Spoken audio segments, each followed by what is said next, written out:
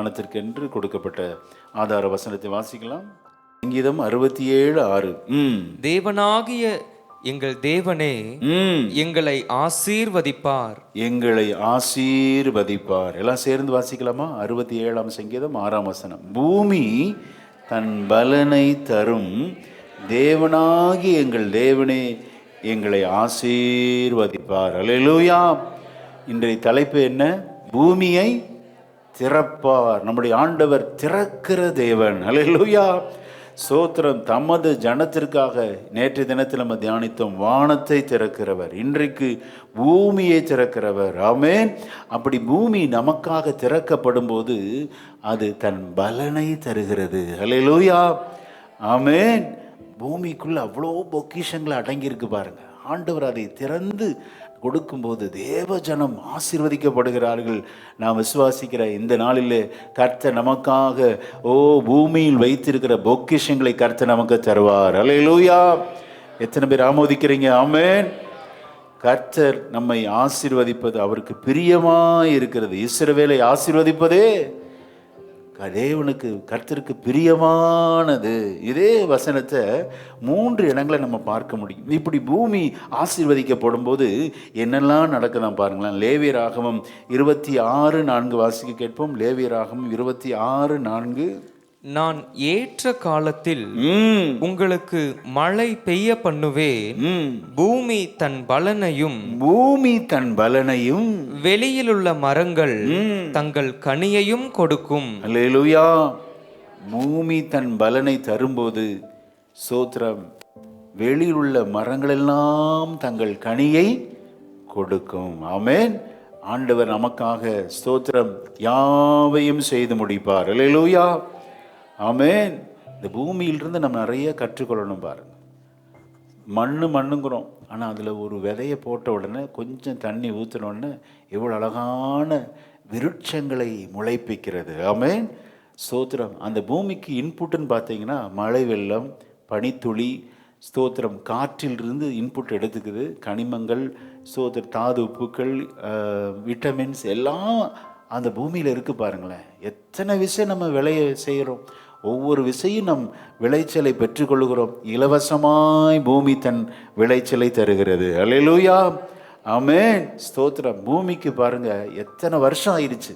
ஆனாலும் ஒரு கல்லை பார்த்து உங்களால் கண்டுபிடிக்க முடியுமா எத்தனை வருஷம் இந்த பூமி அப்படின்னு சொல்லி நம்மளுக்கு? ஏன்னா எப்போவுமே ஃப்ரெஷ்ஷாக இருக்குது பாருங்க, எப்போவுமே ஃப்ரெஷ்ஷாக இருக்குது. ஆனால் நீங்களும் நானும் நம்முடைய தோற்றத்தை வைத்து இவருக்கு இத்தனை வயசு இருக்கும் அப்படின்னு நிதானிச்சிடலாம். அப்படி தானே? சின்ன பையனை பார்த்தா உனக்கு ஒரு 15 வயசு 10 வயசு நிதானிக்கலாம்.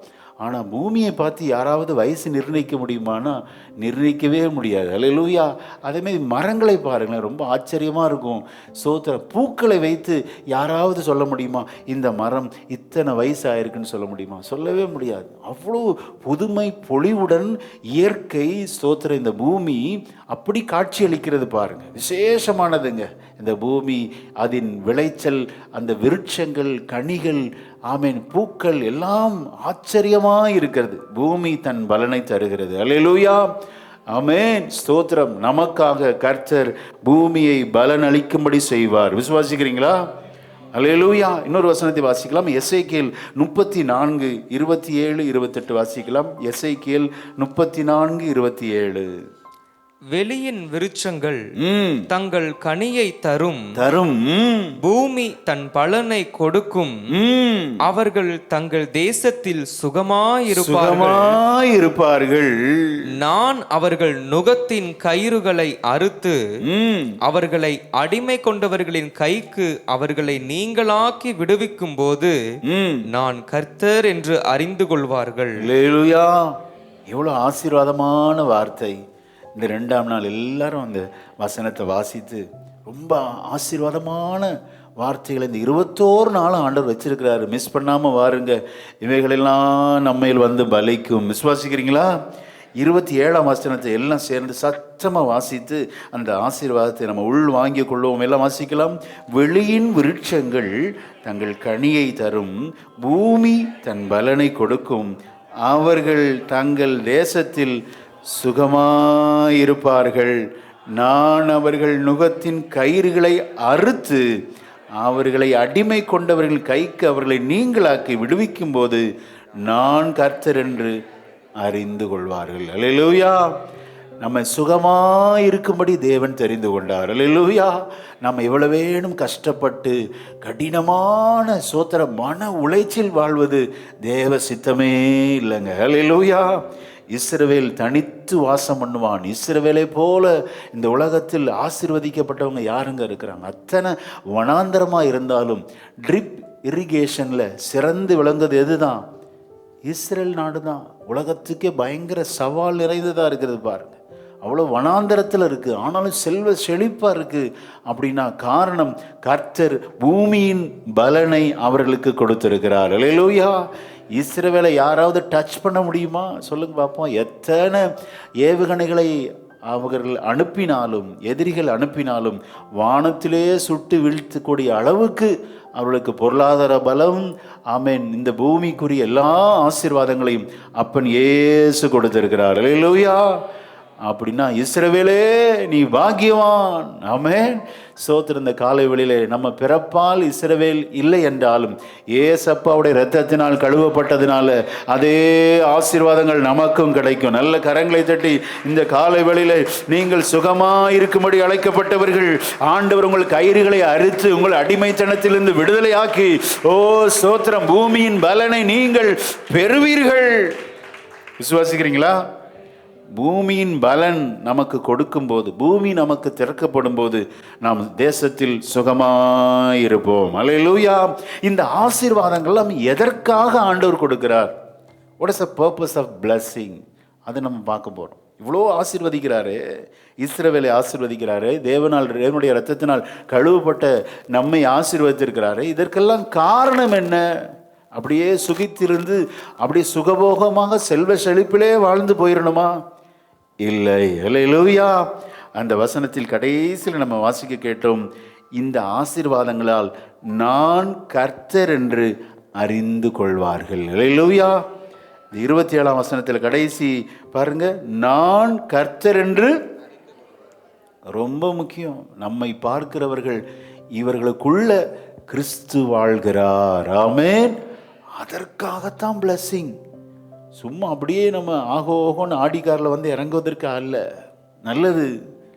ஆனால் நம்மை பார்க்கிறவர்கள் இவர்களுக்குள்ள பயபக்திக்குரிய தேவன் வாழ்கிறார், இவர்கள் உண்மையாய் வேலை செய்வார்கள், இவர்கள் பொய் சொல்ல மாட்டார்கள், கர்த்தர் ஆகவே இவர்களை அபரிவிதமாய் ஆசீர்வதித்திருக்கிறார் என்று புறஜாதியர் நம்மை பார்க்கும்போது சுவிசேஷம் வாயிலிருந்து சொல்லாமலே நம்முடைய நடக்கைகள் மூலம் தேவனை அறிந்து கொள்ளும்படி தான் இந்த ஆசீர்வாதங்கள். அல்லேலூயா. அதை நாம் புரிந்து கொள்ள வேண்டும். Purpose of blessing it is very important. பாருங்க, அதை இன்னைக்கு மறந்துடுறாங்க. ஆசீர்வாதம் கிடைச்ச உடனே ஆண்டவரை தேடி வர்றதே இல்லை. ஸ்தோத்திரம். இன்னைக்கு ஒரு பொருத்தனை பண்ணுங்க. ஸ்தோத்திரம். எத்தனை என்னை ஆசீர்வதித்தாலும், பெரிய பெரிய கம்பெனி நான் தொடங்கினாலும், அநேகருக்கு நான் வேலை கொடுத்தாலும் ஆண்டவரை நான் மறக்கவே மாட்டேன். அல்லேலூயா. எத்தனை பேர் சொல்ல முடியும்? அடிக்கடி சொல்லியிருக்கிறேன், எத்தனை வேலை பளு இருந்தாலும் ஆண்டோடைய காரியங்களில் நான் பிஸின்னு சொல்லவே மாட்டேன்னு ஒரு பொருத்தனை பண்ணுங்க. ஆமென். மற்ற காரியங்கள்லாம் ஒதுக்கி வச்சிடணும். இந்த வேலையை கொடுத்தது யாரு? பிஸ்னஸ் கொடுத்தது யாரு? இத்தனை நம்மளை பிஸியாக வச்சிருக்கிறது யாரு? கர்த்தர். ஆமென். இதன் மூலம் புறஜாதியார் அறிந்து கொள்ள வேண்டும், இவர்களுக்குள் கர்த்தர் இருக்கிறார், இவர்கள் தெய்வம் உண்மையான தெய்வம், பயபக்திக்குரிய தெய்வம் என்று நம் மூலம் பிறர் அறிவதற்காகத்தான் இந்த ஆசீர்வாதமே ஒழிய நம்முடைய பெயர் புகழுக்காக அல்ல. இன்னைக்கு அப்படி மாறுறதுனால ஆசீர்வாதத்தை கொஞ்சம் கொஞ்சமாக ஆண்டவர் எடுத்துடுறார். ஏன்னா மகிமை யாருக்கு நம்ம செலுத்துறதில்லை? கர்த்தருக்கு செலுத்துறதில்லை. ஆண்டவரை தேடுறதுல சிரமம் எடுக்கணுங்க. கர்த்தர் உங்களுக்காக பூமியை திறக்கும் போது நீங்கள் தேசத்தில் சுகமாயிருப்பீர்கள். விசுவாசிக்கிறீங்களா? ஆமென். ஆபிரகாமுடைய அழைப்பை கவனிங்களேன். ஆபிரகாம் அவ்வளோ செல்வ சீமானா இருந்தார். காரணம் என்ன அப்படின்னா, அவனை அழைக்கும் போது ஆண்டவர் சொல்றாரு, ஆதியாகமம் 12:3 வாசிக்கலாம். ஆதியாகமம் 12:3 வசனத்தை வாசிக்க கேட்போம். உன்னை ஆசீர்வதிக்கிறவர்களை ஆசீர்வதிப்பே, ஆசீர்வதிப்பே. உன்னை சபிக்கிறவனை சபிப்பே. பூமியில் உள்ள வம்சங்கள் எல்லாம், பூமியில் உள்ள வம்சங்கள் எல்லாம் உனக்குள் ஆசீர்வதிக்கப்படும் என்றார். உனக்குள் ஆசீர்வதிக்கப்படும். அல்லேலூயா. இந்த ஆசீர்வாதம் இப்பவும் நடக்குது. ஆமென். இஸ்ரேல் இருந்தா எல்லாம் வாங்குறாங்க. எல்லா டெக்னாலஜியும், ஹை லெவல் டெக்னாலஜி எல்லாம் எங்கே தான் இருக்குது? இஸ்ரேலில் தான் இருக்குது. இஸ்ரேலில் தான் காசு கொடுத்து எல்லா அந்த ஸ்தோத்திரம் போர் விமானங்கள்லாம் வாங்குறாங்க பாருங்க. அப்போ உனக்குள் ஆசீர்வதிக்கப்படும். இன்றைக்கு நம்ம பார்க்கிறோமே ஸ்தோத்திரம். பிளஸ்ஸிங்னா அதாங்க பிளஸ்ஸிங். மற்றவங்களுக்கு நம்ம பிரயோஜனமாக இருக்கணும். நம்ம செல்ஃபிஷாக இருக்கக்கூடாது. கர்த்தர் நம்மை ஆசீர்வதிக்கும் போது அநேகருக்கு நம்முடைய கையை திறந்து உதவி செய்யணும். அல்லேலூயா. நம்ம செல்வ செழிப்பாக இருக்கணும். காரணம் என்ன? நோக்கம் என்னவென்றால் தேவ நாம மகிமைக்காக வாழ வேண்டும். அல்லேலூயா. கொடுத்து வாழ வேண்டும். பூமியை கவனித்து பாருங்க. மிதிக்கிறவனுக்கு எதை கொடுக்குது? உணவை கொடுக்கிறது. நம்ம மிதிக்கிறவங்கள நம்ம உதறி தள்ளி விட்டுறோம். விவசாயி மிதிக்கிறான் அந்த பூமியை, ஆனால் மிதிக்கிறவனுக்கு உணவை தருகிறது. கல் எறிகிறவனுக்கு கனியை கொடுக்கிறது மரம். இயற்கையிலிருந்து எவ்வளோ பாடங்களை கற்றுக்கொள்கிறோம் பாரு. இந்த காலை வேளையில் ஸ்தோத்திரம். நாம் கொடுக்கிறவர்களாக இருக்கும்போது கொடுக்கிற கை ஓங்கி இருக்கும். ஆமென். அப்படி கர்த்தர் இந்த திருச்சபையை கர்த்தர் ஆசீர்வதிப்பார். விசுவாசிக்கிறீங்களா? அல்லேலூயா. ஆக ஸ்தோத்திரம். ஆசீர்வாதத்தின் நோக்கம் என்னவென்றால் நாம் பிறருக்கு ஆசீர்வாதமாக இருக்கணும். ஆமென். உபாகம் 28:10 வாசிங்க. ஆசீர்வாதத்தின் நோக்கத்தின் அடுத்த காரணத்தை நாம் அறிந்து கொள்வோம். உபாகம் 28:10. அப்பொழுது கர்த்தருடைய நாமம் உனக்கு தரிக்கப்பட்டது என்று பூமியின் ஜனங்களெல்லாம் கண்டு உனக்கு பயப்படுவார்கள். அல்லேலூயா. நேற்று தினத்தில் வாசித்தோம் இந்த வசனம். நம்ம மேலே ஏசப்பாவுடைய நாமம் தரிக்கப்பட்டிருக்கிறது. அல்லேலூயா. ஏன் பொட்டு வைக்கக்கூடாங்கிறோம்? நம்முடைய நெத்தியில் என்ன இருக்குது? ஏசப்பாவுடைய நாமம் இருக்கிறது. ஸ்தோத்திரம். அப்படி ஆண்டுடைய நாமம் தரிக்கப்பட்ட நம்ம தேவ ஜனங்கள் ஸ்தோத்திரம். அப்படி நாம் ஆண்டவருக்கு உண்மையாய் ஆசீர்வதிக்கப்படும் போது நம்மை பார்த்து அநேகர் பயப்படுவார்கள். அல்லேலூயா. ஆமென். ஸ்தோத்திரம். 2 பேர் எரிகோ பட்டணத்தை வேவு பார்க்க போகும்போது அந்த ஸ்தோத்திரம் ராகாப் என்ற வேசி சொல்லுகிறாள், 20 வருஷத்துக்கு முன்பாகவே நீங்கள் இந்த கானான் தேசத்தை நோக்கி வரும்போது ஒவ்வொரு ராஜாக்களை வீழ்த்தினதெல்லாம் நாங்கள் கேள்விப்பட்டோம், எங்கள் இருதயமெல்லாம் கரைந்து போனது அப்படிங்கிறா. அல்லேலூயா.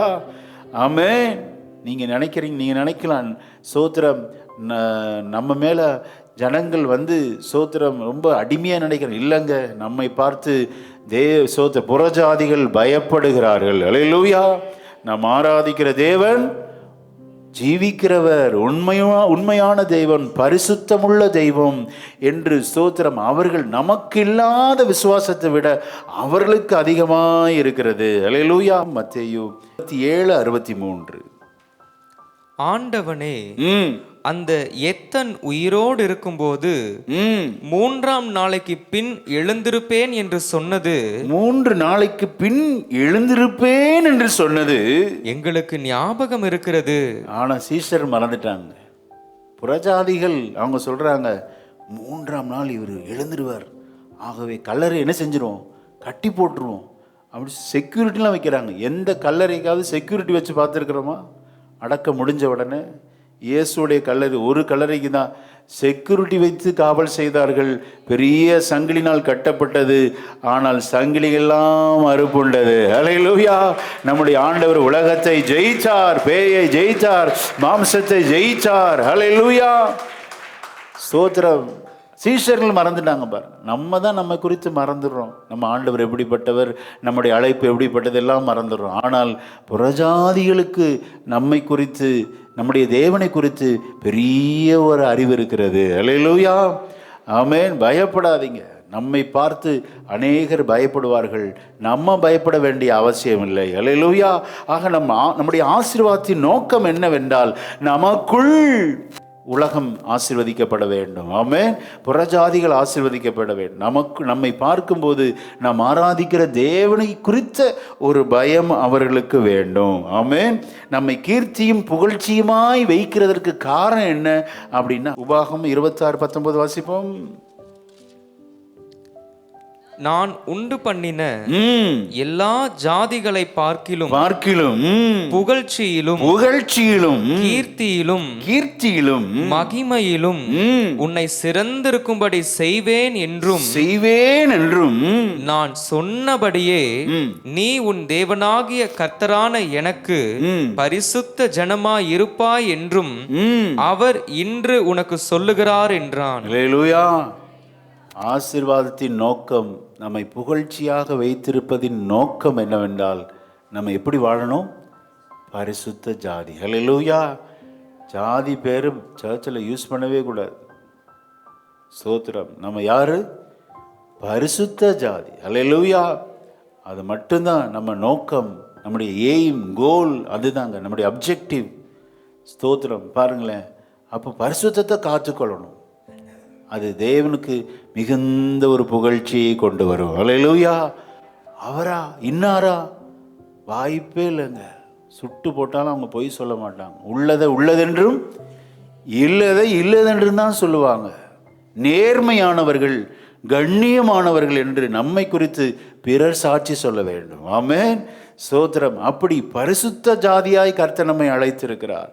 ஆசீர்வாதத்தின் நோக்கம் என்னவென்றால், ஸ்தோத்திரம், நாம் பரிசுத்தமாய் வாழ்ந்து அவருடைய நாமத்துக்குரிய கனத்தை நாம் கொண்டு வர வேண்டும். அல்லேலூயா. அதற்குத்தான் ஆசீர்வாதம். எத்தனை பேர் சொல்ல முடியும்? ஆமென்.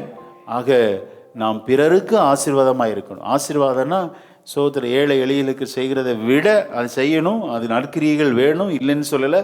ஆனால் அதை விட 4 பேருக்கு இந்த சுவிசேஷத்தை சொல்லி ஏசப்பாவோட அழைத்து வர்றது போல ஒரு பெரிய ஒரு ஆமென் சந்தோஷம் இந்த உலகத்தில் எதுவுமே இல்லை. அல்லேலூயா. ஆமென். இந்த 67ஆம் சங்கீதத்தை சற்று நேரம் தியானிக்கலாம். 67ஆம் சங்கீதத்தை எடுத்துக்கொள்வோம். ஸ்தோத்திரம். சங்கீதக்காரன் எப்படி அழைக்கிறான் பாருங்களேன். ஸ்தோத்திரம். 1ஆம் வசனத்தை வாசிக்கலாம். தேவனே, பூமியில் உம்முடைய வழியும் எல்லா ஜாதிகளுக்குள்ளும் உம்முடைய இரட்சணியமும் விளங்கும்படியாய் தேவரீர் எங்களுக்கு இறங்கி எங்களை ஆசீர்வதித்து உம்முடைய முகத்தை எங்கள் மேல் பிரகாசிக்க பண்ணும். எல்லா ஜாதிகளுக்கும் ஏசப்பாவுடைய இரட்சணியம் விளங்கும்படியாய் என்னை ஆசீர்வதியும். அப்படி பேர் எத்தனை பேர் ஆசீர்வாதத்தை கேட்க முடியும்? அல்லேலூயா. நீர் என்னை ஆசீர்வதிப்பது எல்லா ஜாதிகள், எங்களை சுற்றி இருக்கிற சோத்திரம் புறஜாதிகள், ரட்சிக்கப்படாதவங்களுக்கு ரட்சிப்பை விளங்க பண்ணும்படியான ஆசீர்வாதத்தை எனக்கு தாங்கன்னு எத்தனை பேர் கேட்க முடியும்? அல்லேலூயா.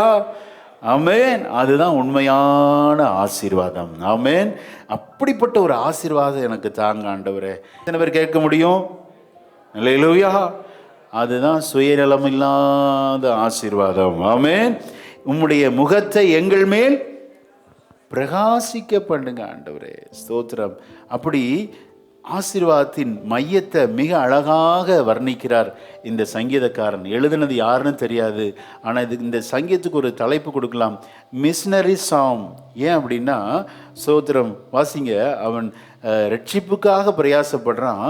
எல்லா ஜனங்களை துதிக்கும்படி முயற்சி எடுக்கிறான். ஆமென். 3ஆம் வசனத்தை வாசிங்க. 3ஆம் வசனம். தேவனே, ஜனங்கள் உம்மை துதிப்பார்களாக, சகல ஜனங்களும் உம்மை துதிப்பார்களாக. சகல ஜனங்களும் உம்மை. அல்லேலூயா. எனக்கு சிறு வயசுலேருந்தே ரொம்ப ஆசைங்க, பெரிய ஒரு காங்கிரிகேஷன்ல எல்லாரையும் சேர்ந்து நல்ல ஆண்டவரை துதிக்க வைக்கணும். ஆமென். நம்முடைய நோக்கம் என்ன அப்படின்னா, எல்லா ஜனங்களையும் கூட்டி சேர்த்து கர்த்தரை நல்ல மனதார பாட வைக்க வேண்டும். ஆமென். துதிக்க வைக்க வேண்டும். ரட்சிப்பின் கிரியைகளை அறிவிக்க வேண்டும். ஆமென். தேவ ஜனங்களை ஸ்தோத்திரம் உற்சாகப்படுத்தணும். புறஜாதிகளும் சபைக்குள்ள வரும்படியான கூட்டங்களை நாம் நடத்த வேண்டும். அல்லேலூயா. நம்ம மட்டும் அப்படியே எடிஃபிகேஷன், பக்தி விருத்தி அடைஞ்சு என்ன பிரயோஜனம்? பிறருக்கும் நாம் ஆசீர்வாதமாக இருக்கணும். எல்லா ஜனங்களும் உம்மை துதிப்பார்களாக. அதற்காக எனக்கு ஆசீர்வாதத்தை கொடுங்கப்பா, அதற்காக எனக்கு இரக்கம் செய்யுங்க ஆண்டவரே. அடுத்த வசனத்தை வாசிங்க, 4ஆம் வசனத்தை வாசிக்கலாம். தேவரீ ஜனங்களை நிதானமாய் நியாயம் தீர்த்து பூமியில் உள்ள ஜாதிகளை நடத்துவி. எங்களை நடத்துங்க. ஆதலால் நீர் எங்களை நடத்துவது, நீர் எங்கள் மேல் இரக்கமாய் இருப்பது, நீர் எங்களை ஆசீர்வதிப்பது, இதெல்லாம் எதற்காக என்றால் ஜாதிகள் சந்தோஷித்து கம்பீரத்தோட மகிழ கடவர்கள். அல்லேலூயா. ஜாதிகள், புறஜாதிகள் வந்து தேவ சமூகத்தில் கம்பீரித்து மகிழ வேண்டும். அதற்காகத்தான் இந்த ஆசீர்வாதத்தை நான் கேட்கிறேன்னு ஒழிய எனக்காக அல்ல ஆண்டவரே. ஆமென். எவ்வளோ அருமையான ஜெபம் பார்த்தீங்களா? நம்ம விருப்பம் அப்படி இருக்கா?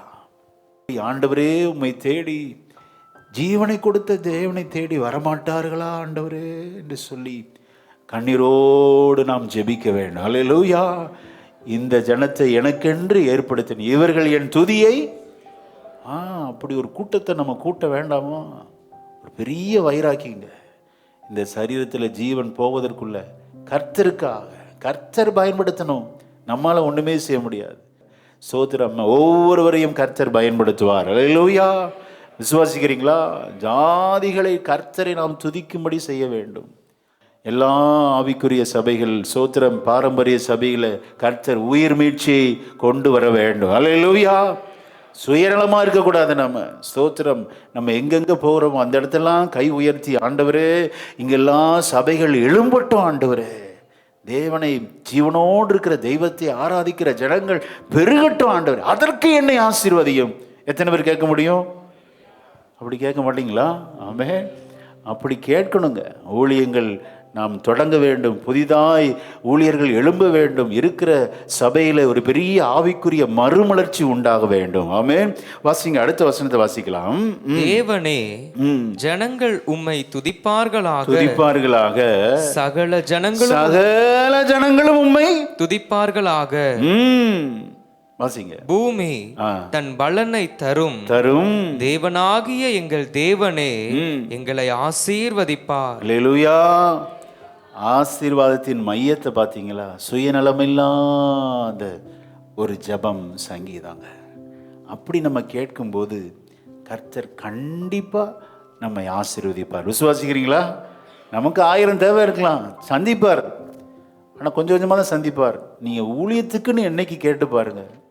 நான் கவனித்து பார்த்துருக்கேன். ஊழியத்தின் காரியங்களுக்கு ஆண்டவர் இமீடியட்டாக செய்வார். அப்போது எதுக்கு சொல்கிறேன் அப்படின்னா, நம்முடைய ஜெபம் சுயநலமில்லாத ஜெபமாக இருக்க வேண்டும். ஆமென். இந்த சங்கீதக்காரன் பாருங்க, புறஜாதிகள் ரட்சிக்கப்படணும், புறஜாதிகள் வந்து ஆண்டவரை துதிக்கணும், பூமியில் உள்ள சகல எல்லை. கடைசி வசனத்தை எல்லாம் சேர்த்து வாசிக்கலாம். எவ்வளோ அருமையான ஒரு வசனம் பாருங்க.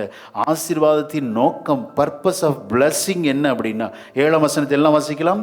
தேவன் எங்களை ஆசீர்வதிப்பார். அல்லேலூயா. எங்களை ஆசீர்வதிக்கும் போது எங்களை பார்க்கிறவர்கள் உமக்குரிய அந்த பயத்தை அவர்கள் பெற்றுக்கொள்ளட்டும் ஆண்டவரே. அல்லேலூயா. பயப்படணும், கிறிஸ்தவர்களை தொடக்கூடாதுன்னு சொல்லி. கிறிஸ்துவை அவர்கள் பெற்றிருக்கிறார்கள், அவர்கள் தெய்வம் உன்னதமான தெய்வம் என்று நம்மை பார்க்கும்போது நமக்குள்ளே இருக்கிற ஆண்டவரை அவர்கள் பார்க்க, அதற்காக என்ன ஆசீர்வதிங்கப்பா. கேட்க முடியுமா? அல்லேலூயா. கண்களை மூடி கரங்களை உயர்த்தி ஹல்லேலூயா. ஆசீர்வதிக்கும் தேவன் நம்மை ஆசீர்வதிப்பாரே. ஆசீர்வதிக்கும், என்னை ஆசீர்வதிங்கப்பா.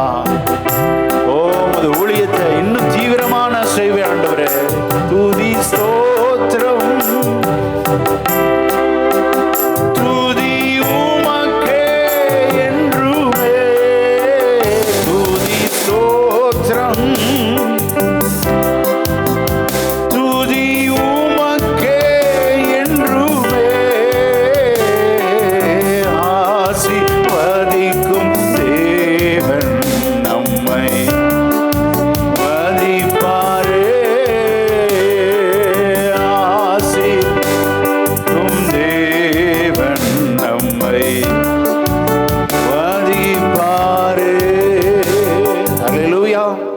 முதல் குறிப்பு இவ்வளோ நேரம் நம்ம தியானித்தோம். What is the purpose of blessing?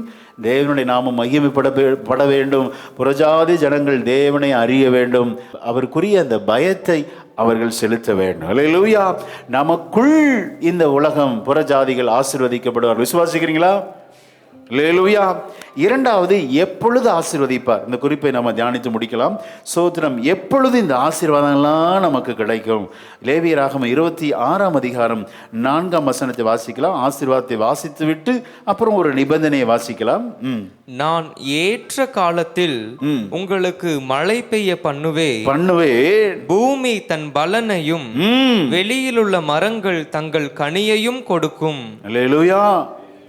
எப்போ கொடுக்குங்கிறத நம்ம எப்போ இப்படிலாம் ஆசீர்வதிக்கப்படுவோம் என்பதை 3ஆம் வசனத்தில் சொல்லப்படுகிறது. முந்தின வசனத்தை வாசிக்கலாம். நீங்கள் என் கட்டளைகளின்படி நடந்து என் கற்பனைகளை கை கொண்டு அவைகளின்படி செய்தால், ஆங்கிலத்தில் இஃப் என்ற பதம் பயன்படுத்தப்படுகிறது. இஃப் செய்தால், கிட்டத்தட்ட 32 தடவை 26, 27 இந்த 2 அதிகாரத்தில் இஃப்ங்கிற பதம் பயன்படுத்தப்படுது. செய்தால். ஸ்தோத்திரம். ஒத்துக்கொண்டால் 41ஆம் வசனத்தின் கடைசியில் இப்படி அந்த ஆள் என்று சொல்லி முடியும். செய்தால் உங்களுக்கு நான் இப்படி ஆசீர்வதிப்பேன். கிட்டத்தட்ட 32 விசை இந்த இஃப் என்ற கண்டிஷன், நிபந்தனையோடு தேவன் நம்மை ஆசீர்வதிக்கிறார். அல்லேலூயா.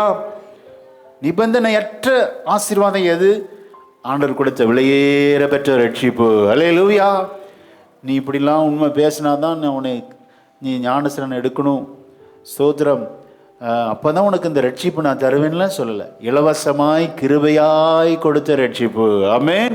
ஆனால் ரட்சிக்கப்பட்ட பிறகு அநேக நிபந்தனைகள் பாருங்கள். நம்ம வீட்டிலே கவனிச்சிங்கன்னா, நல்லா படிச்சேன்னா உனக்கு ஒரு கிஃப்ட் வாங்கி தருவேன் அப்படின்னு. ஸோ நிபந்தனை. இந்த எக்ஸாமில் நல்ல 60%, 70% நீ எடுத்திருந்தனா உனக்கு ஒரு கிஃப்ட் ஒரு கண்டிஷன் போடுறோம். ஆனால் பர்த்டே கிஃப்ட் யாராவது கண்டிஷன் போடுறோமா? நீ இப்படிலாம் பண்ணாதான் உனக்கு பர்த்டே கேக்கே நான் வாங்கி தருவேன். அப்போ சில நேரத்தில் நிபந்தனையற்ற பரிசுகளும் ஆண்டவர் கொடுக்கிறார். சில நேரத்தில் நிபந்தனையோடு கூட ஆசீர்வாதங்களை தேவன் நமக்கு கொடுக்கிறார். அல்லேலூயா. செய்தால், என்னுடைய கற்பனைகளின்படி நடந்தால் உனக்கு இந்த பூமியின் பலனை ஆண்டவர் உனக்கு தருவார். பூமியை திறந்து பூமியின் பலனை நமக்கு கர்த்தர் கொடுப்பார். விசுவாசிக்கிறீங்களா? அல்லேலூயா. ஆமென். செய்யலைன்னா எப்படி இருக்கும்? இஃப் நாட், கீழ்ப்படியலைன்னா. கீழ்ப்படிதல் தாங்க ரொம்ப முக்கியம். லெஃப்ட் ரைட்லாம் பார்க்கக்கூடாது, அது இதெல்லாம் யோசிக்கவே கூடாது. ஆண்டவர் ஒரு காரியத்தை சொல்லிட்டாருன்னா அதை அப்படியே கீழ்ப்படிஞ்சு பாருங்க. கொஞ்சம் கடினமாக தான் இருக்கும், ஆனால் ஸ்தோத்திரம், அதை ஏற்றுக்கொள்ள பழகிக்குவாங்க. எல்லாம் நன்மையாக மாற பண்ணுவார். விசுவாசிக்கிறீங்களா? அல்லேலூயா. ஆனால் இந்த கீழ்ப்படியாததில் பல நிலைகள் இருக்கிறது.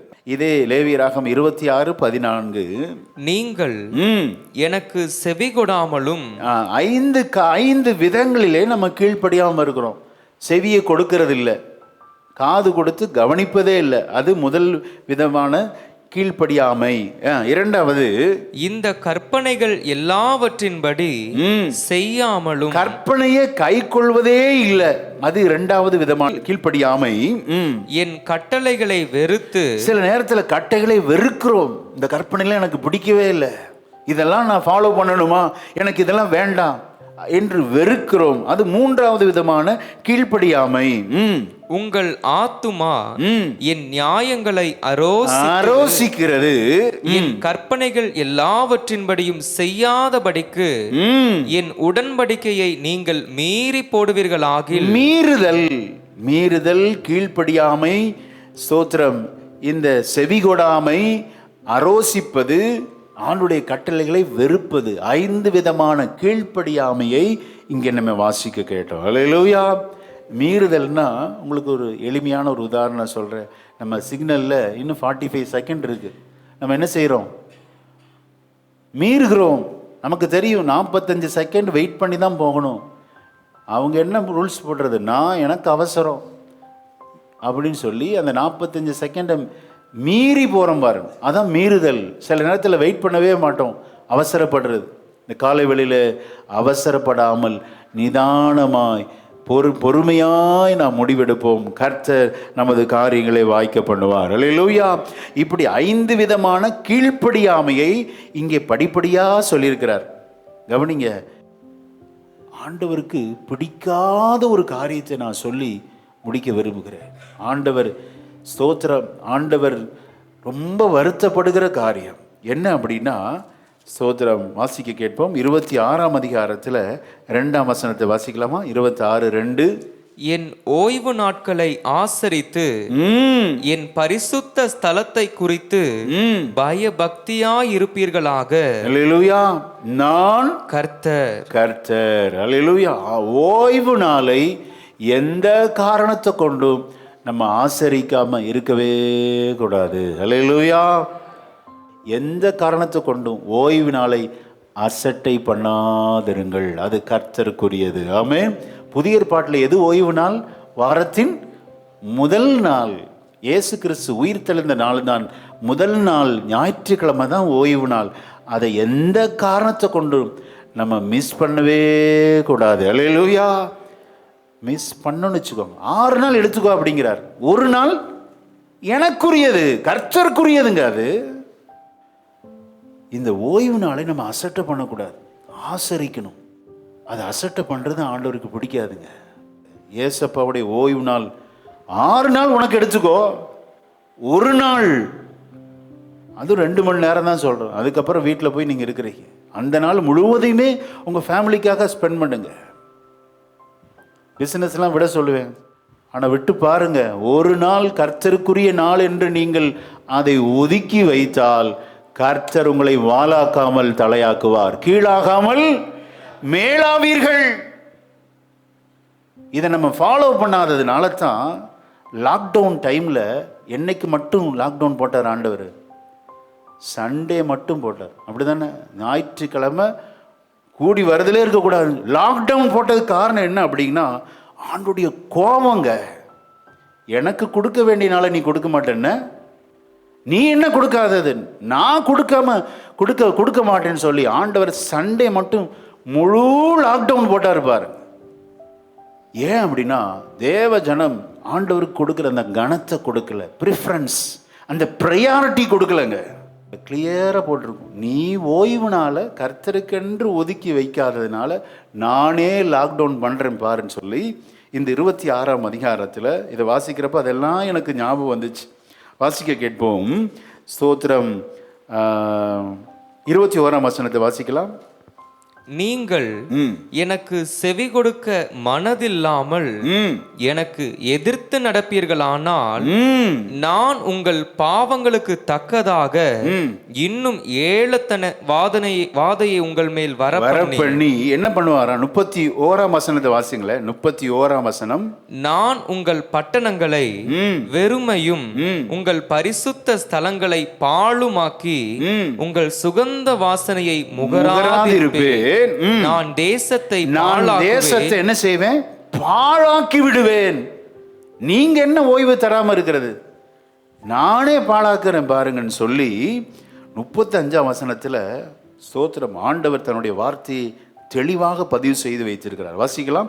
35ஆம் வசனம். நீங்கள் அதிலே குடியிருக்கும் போது அது உங்கள் ஓய்வு வருஷங்களில் ஓய்வடையாதபடியினாலே அது பாழாய் கிடக்கும் நாளெல்லாம் ஓய்வடைந்திருக்கும். நீங்க என்ன ஓய்வு கொடுக்காம இருக்கிறீங்க, நான் ஓய்வு கொடுக்கிறேன் பாருன்னு சொல்லி ஆண்டவர் தேசத்தை பாழாக்கிட்டாராம். ஓய்வு ரொம்ப அவசியம் நமக்கு. இந்த சரீரத்துக்கு ரெஸ்ட்டு ரொம்ப முக்கியங்க. எப்படி சரீரம், நம்ம இரவு முழுவதும் தூங்குறோமே, இன்றைக்கி அந்த தூங்குற நேரத்தையும் நைட் டியூட்டி பார்த்து சம்பாதிக்கிறாங்க, அது வேற. எப்படி அப்பப்போ இந்த சரீரத்துக்கு ஓய்வு கொடுக்குறோமோ ஆத்மாவும் சற்று இளைப்பாற வேண்டும். அல்லேலூயா. எங்கே இளைப்பாறணும்? தேவ சமூகத்திலே. ஆமென். இளைப்பாறுதல்னா எது?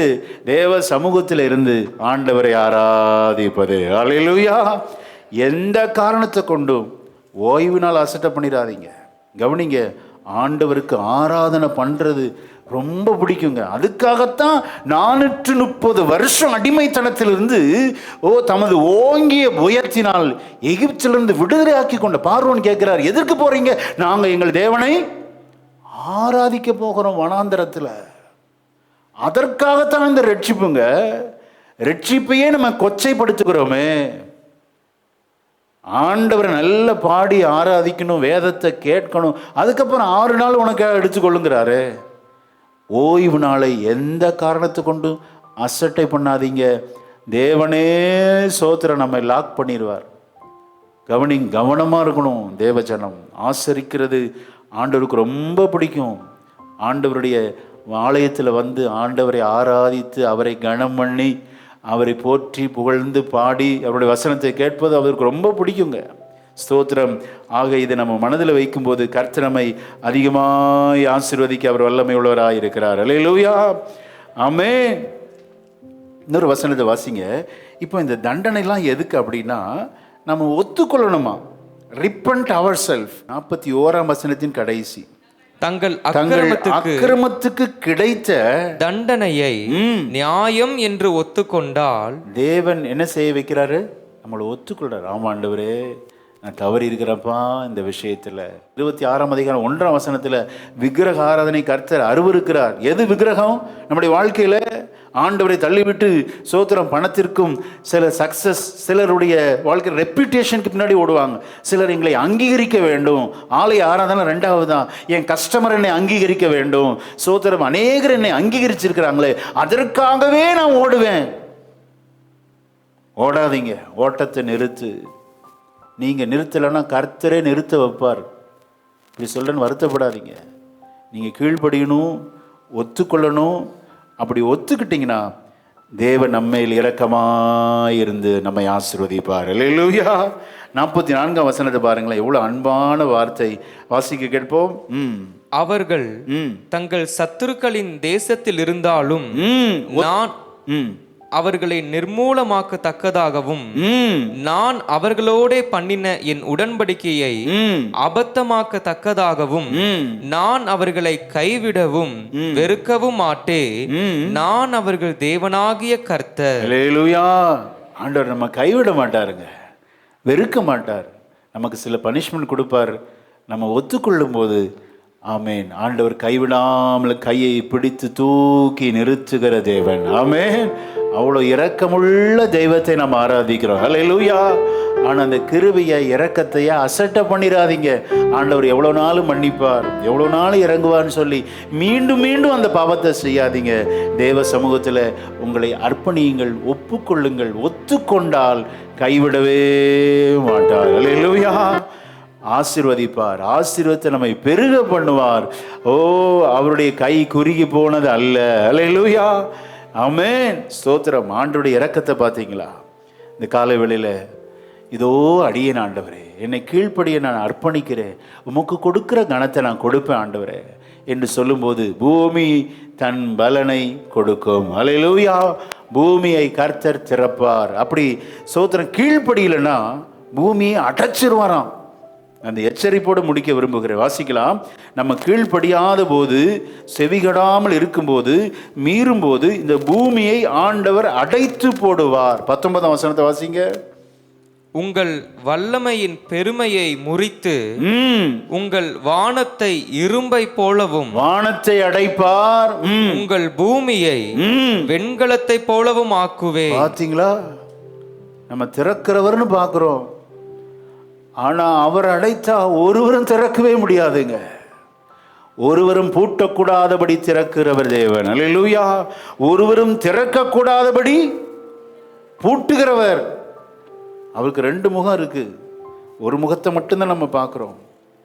அந்த 2வது முகத்தை நம்ம பார்க்கக்கூடாது. அதற்கு முன்பாகவே நமது தவறுகளை ஒப்புக்கொண்டு இதோ அடியேன் ஆண்டவரே சொல்ல முடியுமா? அல்லேலூயா. அப்படி சொல்லிட்டா கர்த்தர் நம்மை ஆசீர்வதித்து பெருக பண்ணுவார். நம்முடைய ஆசீர்வதிப்பது நோக்கம், புறஜாதிகள் இந்த கிறிஸ்துவை அறிய வேண்டும். அல்லேலூயா. இருதயத்தில் இந்த ஆண்டவரே, இந்த ஓய்வு நாளை எந்த காரணத்தை கொண்டு நான் அசட்டை பண்ண மாட்டேன்ப்பா. உமக்குரிய கனத்தை நான் செலுத்துவேன் ஆண்டவரே. அர்ப்பணிப்பு ரொம்ப முக்கியம். மீதியெல்லாம் அவர் பார்த்துக்குவார். பூமி தன் பலனை தரும். ஓ, விருட்சத்தின் கனிகளை கர்த்தர் தருவார். ஓ, நம்மை செழிப்பாக்குவார். ஹல்லேலூயா. வாலாக்காமல் தலையாக்குவார். விசுவாசிக்கிறீங்களா? தேவை நிபந்தனை. ஆண்டவரை நாம் கருத்தாய் சேவிக்க கர்த்தர் உங்களை அழைக்கிறார். பரிசுத்தமுள்ள நல்ல பிதாவே, இந்த 2ஆம் நாள் கூட்டத்துக்காக நன்றி செலுத்துகிறோம். சங்கீதக்காரன் ஜெபம் பாடல் எத்தனை அருமையான பாடல் அப்பா. புறஜாதிகளும் உம்மை துதிக்கும்படி தேவரீர் ஆண்டவர் புறஜாதிகளுக்கு இரட்சண்யத்தை கொடுக்கும்படியாக தேவரீர் என் மேல் இரக்கமாயிருந்து என்னை ஆசீர்வதியும் என்று எவ்வளோ அழகான ஜெபம் ஆண்டவரே. அப்படிப்பட்ட ஜெபத்தை நாங்கள் ஏறெடுக்க கிருபை செய்யும். எங்களுடைய ஆசீர்வாதங்கள் ஊழியத்தில் பயன்படுத்தப்படட்டும். தமது ராஜ்யத்தின் விரிவாக்கத்தின் பணிக்காக அது பயன்படுத்தப்படுவதாக ஆண்டவரே. அப்படி உமது பிள்ளைகள் இந்த இடத்துல வந்திருக்கிற ஒவ்வொரு குடும்பத்தையும் பூமி தன் பலனை கொடுக்கும்படியாக பூமியை திறப்பீராக ஆண்டவரே. உமது ஜனங்கள் கைட்டு செய்கிற வேலைகள், வருமானம், தொழில் ஆசீர்வதிக்கப்படுவதாக. நிபந்தனை நாங்கள் அறிந்து கொண்டு அதற்கு உமது இருதயத்தை குளிர பண்ண ஆண்டவர் அப்படிப்பட்ட ஒரு வாழ்க்கை எங்களுக்கு தாங்க சுவாமி. மாறாத பிரசன்னம் எங்களோடு கூட வரட்டும். இயேசு கிறிஸ்துவின் நாமத்தில் ஜெபிக்கிறோம் நல்ல பிதாவே. ஆமென்.